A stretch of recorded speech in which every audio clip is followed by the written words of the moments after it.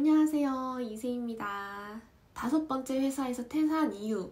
이 영상에서 미국 패션 회사에서 인턴을 했었다고 언급을 했었잖아요. 그런데 마침 9년 전 이맘때 9월이 제가 딱 인턴을 갔었던 때거든요. 그리고 네이버 클라우드에도 9년 전 오늘이라고 해서 사진이 딱 뜨더라고요. 그래서 그때 생각도 좀 나고 이제 코로나도 많이 잠잠해졌으니까 미국으로 해외 인턴이나 아니면 연수를 고민하시는 분들을 위해서 조금이라도 도움이 될 것 같아서 이렇게 영상을 오늘 찍어보았습니다. 제가 그때 갔었을 때는 2014년에 가서 2015년에 다시 돌아왔는데 벌써 거의 10년 전 일이라니까 시간이 참 빠르네요. 아무튼 그래서 오늘 드리게 될 얘기는 거의 10년 전 이야기니까 비자 준비 과정이라든지 아니면 해외 인턴에 지원하는 그런 과정 같은 것들은 인터넷에 최신 정보로 아주 잘 정리가 되어 있으니까 인터넷을 참고하시면 좋을 것 같고요. 저는 제 경험담 위주로 미국에서 느꼈던 점, 미국 인턴의 장단점 이런 것들 위주로 말씀을 드리려고 합니다. 그럼 오늘도 이야기 시작 전에 구독과 좋아요, 알림 설정 부탁드립니다.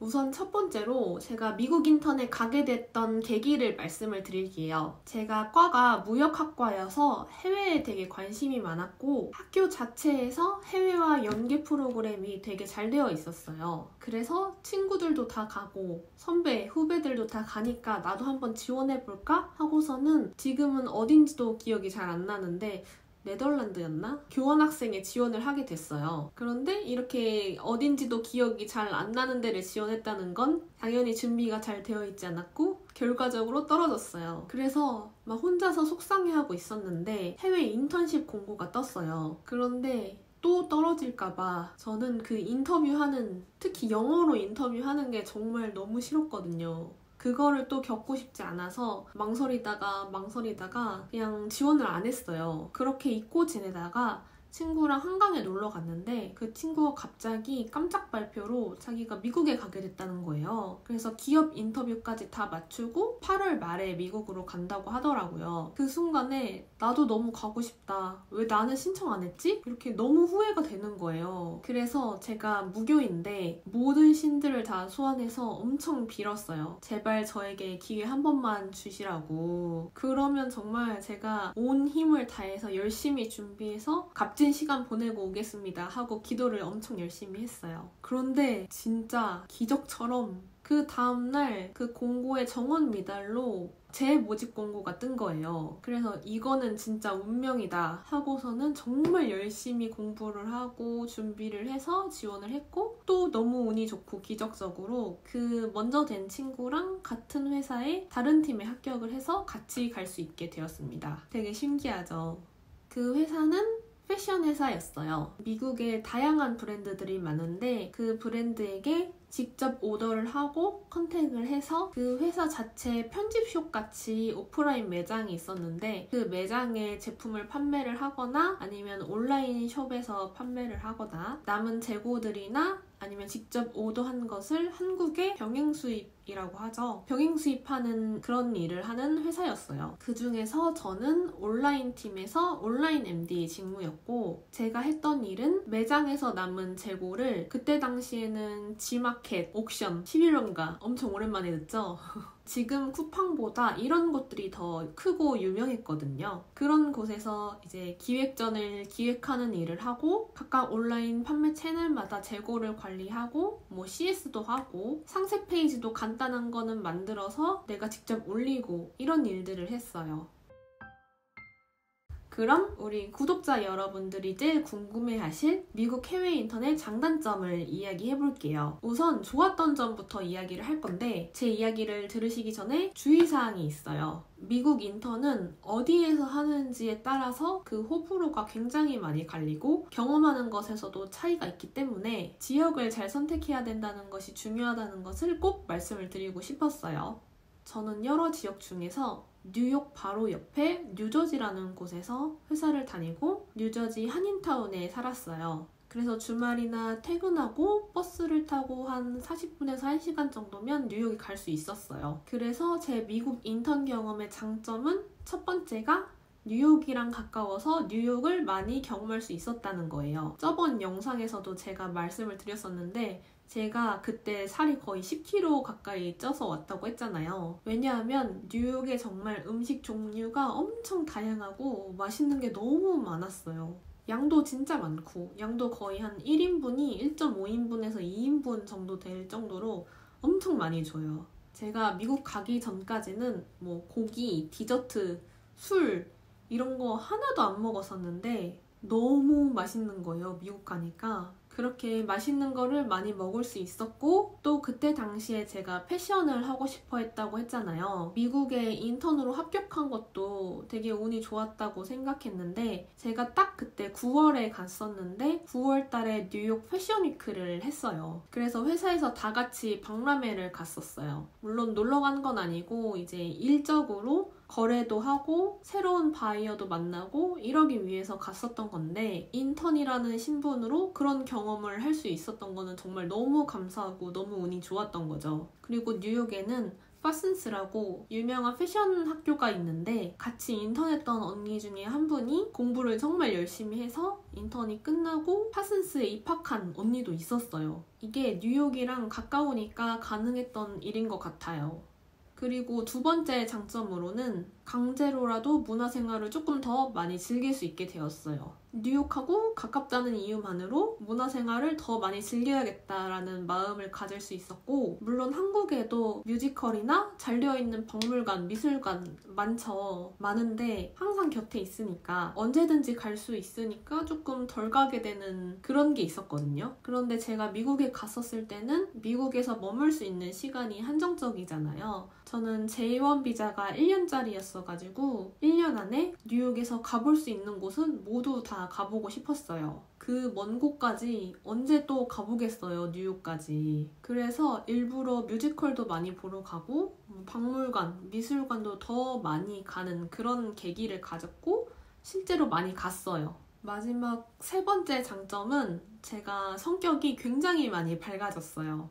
이게 밝아진 거냐 하고 싶으실 수 있지만 그 전까지는 너무 내향적이고 엄청 소극적이었단 말이에요. 무언가를 할까 말까 망설이다가 안 한 경우가 많았고 제가 아까 미국 인턴 공고 처음 떴었을 때도 할까 말까 망설이다가 안 했다고 했잖아요. 이런 것처럼 뭔가를 새로운 거를 시도하려고 했지만 포기한 경우가 되게 많았거든요. 그리고 MBTI도 완전 대문자 I여가지고 제가 그때 인턴 갈 때가 23살이었는데 23살짜리가 누가 낯선 사람이 말을 걸면 막 눈물이 났어요. 그 정도로 극 내향적인 그런 사람이었는데 그런데 그거 아시죠? 미국은 완전 대문자 E의 나라라는 거. 저 같은 아싸들은 살아남을 수가 없어요. 특히 뉴욕에서는. 진짜 뉴욕은 스몰톡이 일상이에요. 물론 지금은 코로나 시대여서 안 그럴 수도 있는데 길 가다가 처음 보는 사람이 말 걸고 횡단보도 기다리고 있으면 말 걸고 밥 먹고 있어도 말 걸고 처음에는 그게 너무 싫었어요. 아니 뉴욕 개인주의라면서 삭막한 회색 도시 아니었냐고요. 그런데 내가 뉴욕까지 와서 입을 꾹 닫고 있는 게 맞나라는 생각이 들더라고요. 스몰톡 하는 게 어떻게 보면 그들의 문화인 건데 한번 내가 느껴보자 하고 조금씩 스몰톡을 받아주기 시작했어요. 이따가 뒤에서 말할 내용이긴 한데 영어를 어느 정도 준비해가면 좋을까라고 궁금해하실 수 있잖아요. 전 약간 영어를 이런 마인드로 했어요. 내가 영어 잘 못해도 너희가 알아서 알아들어. 나? 딱 보면 외국인이잖아. 내가 한국어로 안 하고 영어로 말해주는 것에 감사해. 약간 이런 느낌. 이렇게 배째라는 마인드로 영어를 했어요. 이런 마인드니까 조금 자신감도 생기고 말을 조금 많이 할 수 있었어요. 그리고 사실 거기 사람들은 다들 잘생겨서 이야기를 좀 많이 하고 싶더라고요. 이런 경험 덕분에 제가 그나마 한국에 돌아와서 처음 보는 사람들하고도 대화를 편안하게 할 수 있는 계기가 되었고 무언가 도전할 일이 생긴다거나 아니면 시도하고 싶은 일이 있을 때 소극적이었던 그런 태도를 조금 적극적으로 바꿀 수 있었던 그런 계기가 된 경험이었습니다. 물론 미국 인턴이 장점만 있는 건 아니에요. 당연히 단점도 있습니다. 일단 첫 번째는 제가 살았던 곳은 집값이라든지 아니면 먹는 거, 식비가 너무 비쌌어요. 집은 그때 같이 갔던 친구랑 같이 살았는데 거실 하나, 그리고 각자 방 한 개씩 있는 방 2개짜리 1층 단독주택을 빌리는 게 월세가 그때 아마 1,400불에서 1,500불 정도였던 것 같아요. 근데 이게 같은 조건이었던 다른 집에 비해서 되게 쌌던 그런 시세였어요. 그때 인턴으로 일할 때 2주마다 주급을 받았었는데 700불인가 750불을 받았었거든요. 그래서 그 돈을 그냥 고스란히 다 월세에 냈었던 그런 기억이 있어요. 그러면 남은 2주 동안 또 주급을 기다려야 되니까 돈이 없잖아요, 아예. 월세로 다 냈으니까. 그래서 부모님 지원을 받을 수밖에 없었어요. 게다가 밥도 진짜 비싸고 팁도 너무 부담이 됐었어요. 밥 한 끼를 2명이서 먹으면 5만 원에서 7만 원이 그냥 나오는 그 정도 수준이었어요. 제가 또 밥값 관련해서 기억에 나는 에피소드가 있는데 하루는 제가 친구랑 뉴욕에 가고 싶어서 버스를 기다리고 있었어요. 근데 버스를 기다리는데 블리자드가 너무 심해서 버스가 안 오는 거예요. 그래서 오늘은 뉴욕 가지 말자 하고 포기하고 몸이 완전 너무 꽁꽁 얼었으니까 뭔가 뜨끈뜨끈한 그런 국물이 먹고 싶었어요. 그래서 한인타운 안에 샤브샤브 집에 갔는데 샤브샤브 1인분에 거의 3만 원인 거예요. 그때 당시 한국에서는 아마 10,000원 이하거나 10,000원 아주 극초반대의 가격이었거든요. 10년 전이니까. 진짜 비쌌죠. 근데 너무 춥고 배고파가지고 둘이서 2인분을 시켜가지고 진짜 바닥까지 싹싹 긁어 먹었던, 그런데 7만 원 넘게 나왔던 그런 기억이 있어요. 샤브샤브 먹었는데. 근데 반전은 그렇게 든든하게 많이 폭식하고 나오니까 눈이 그쳐서 또 뉴욕까지 가서 또 맛있는 걸 많이 먹었다. 그런 이야기였는데 제가 샤브샤브를 진짜 좋아하거든요. 근데 샤브샤브 가격이 너무 비쌌던 게 딱 기억에 남더라고요. 아무튼 첫 번째 단점은 물가가 비싸다. 두 번째 단점으로는 신분이 불안정하다는 거예요. 물론 J1 비자로 일을 하고 있을 때는 회사가 신분을 보장을 해주거든요. 근데 이거는 회사에서 비자를 끝내면 바로 당장 미국에서 나가야 돼요. 제가 이런 상황을 또 겪었거든요. 인생이 드라마 같아, 항상. 저는 아직도 그날 기억이 정말 생생해요.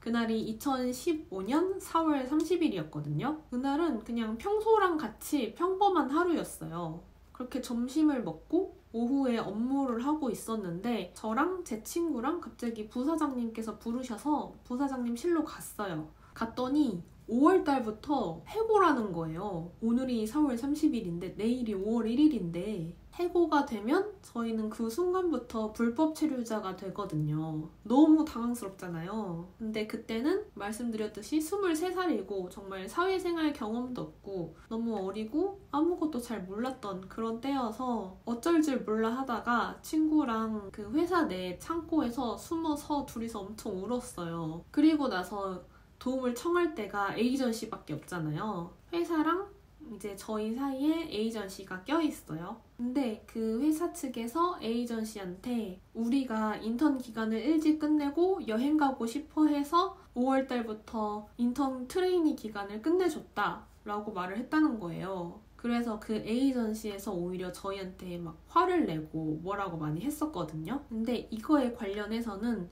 저희가 이전에 8월 말까지 인턴 기간이었는데 9월부터는 대학교에서 개강을 하잖아요. 그래서 한 달만 일찍 끝내서 7월 말에 끝내서 8월 한 달 동안은 저희가 여행을 하고 싶다. 이렇게 할 수 있을까요? 라고 회사에 엄청 공손하게 조심스럽게 물어봤었던 거가 있긴 했어요. 근데 그거는 7월 말이었잖아요. 그리고 그걸 말했던지 조금 시간이 지났었는데 당장 내일 5월 1일에 나가라고 하니까 뭐 괘씸했었나? 잘 모르겠어요. 아니 그래도 괘씸했어도 신분을 지고 협박하면 안 되는 거잖아요. 우리가 당장 내일 불법 체류자가 된다니.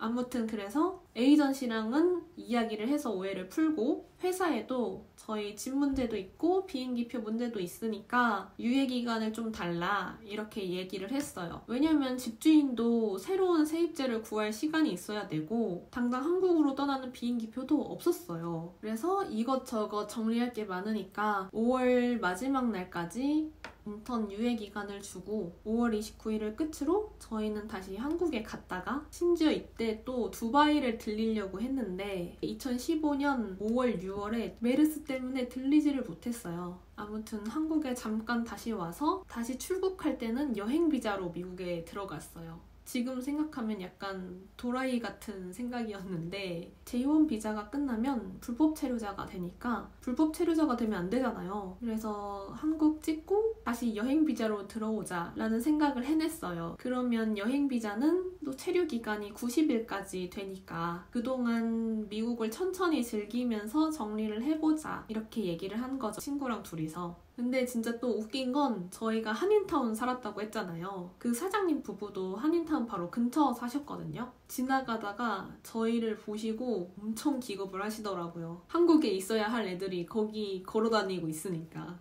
아무튼 이 신분이라는 게 내 손 안에, 내 책임 아래에 있으면 괜찮은데 이 신분이 회사에, 남의 손에 달려있다는 게 큰 단점인 것 같아요. 그래서 같은 회사를 다녔던 분들 중에 학생 비자를 도전하시는 분들이나 아니면 영주권에 도전하시는 분들이 많으셨어요. 이거는 뭔가 한국에서 겪어보지 않은 문제라서 크게 와닿지 않으실 수도 있는데 이 신분 문제라는 게 엄청 큰 스트레스더라고요. 마지막 세 번째 단점은 이건 뉴욕이어서 그랬을 수도 있는데 캣콜링이 너무 심했어요. 캣콜링이 길 가다가 뭐 휘파람 불거나 아니면 성적인 이야기를 선을 넘는 그런 이야기를 하는 건데 이거를 조금 많이 겪어서 굉장히 싫었어요. 이것도. 아까 장점으로 스몰톡을 많이 했다 라고 이야기를 했잖아요. 그 스몰톡 중에서는 캣콜링도 많았어요. 이게 예쁘고 안 예쁘고를 떠나서 그냥 동양인 여자애니까 만만하게 보는 사람들이 진짜 많았어요. 옐로우 피버도 많고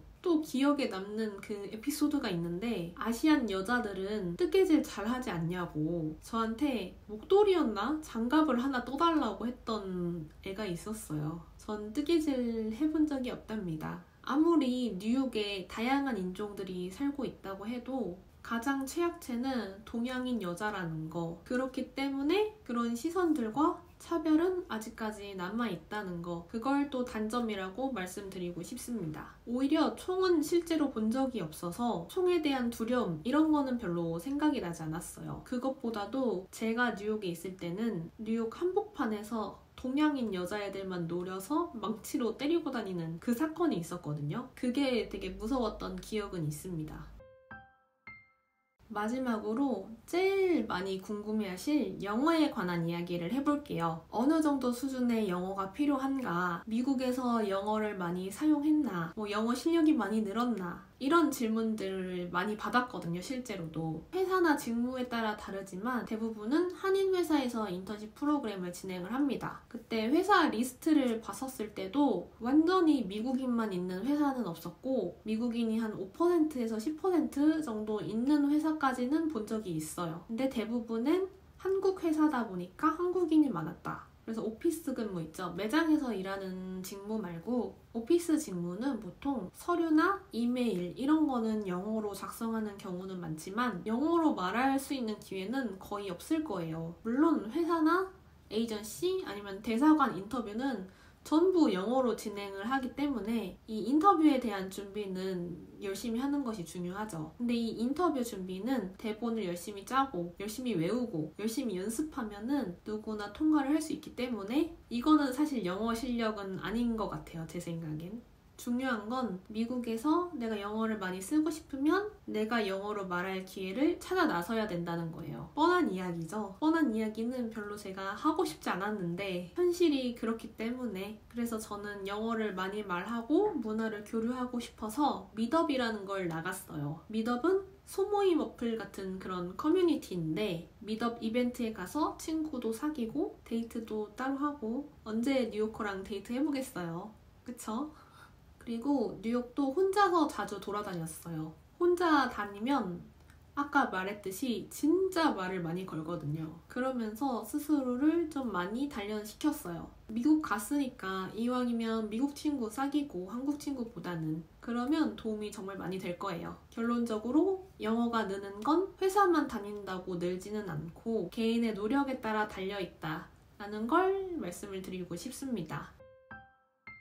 이렇게 오늘은 제가 미국에서 해외 인턴을 하면서 느꼈던 점들과 에피소드를 이야기해드렸는데 어떠셨나요? 그 당시에는 제가 너무 어렸고 아무것도 모르는 상태에서 가서 아쉬움이 좀 많이 남더라고요. 더 많은 경험을 해볼 걸 하고요. 그래서 다시 갈 수 있다면 또 가고 싶어요. 그리고 실제로 저랑 같이 인턴하면서 같이 살았던 그 친구 있잖아요. 그 친구는 한국에서 회사를 잘 다니다가 3년 전쯤에 그만두고 지금 미국 뉴욕에서 살면서 100% 미국인들로만 구성되어 있는 회사에서 열심히 회사를 다니고 있습니다. 진짜 너무 멋있죠. 그 정도로 너무 좋았던 경험이고 개인적으로 제 인생에서 가장 행복했던 때였어요. 근데 LA에서 인턴했던 친구는 또 다르게 느꼈더라고요. 그래서 맨 처음에 말씀드렸듯이 미국 인턴을 고려할 때 가장 중요한 점은 내가 거기에서 무슨 일을 할지 결정하는 직무보다는 어디에서 일할지 지역이라고 생각하거든요. 인턴이 사실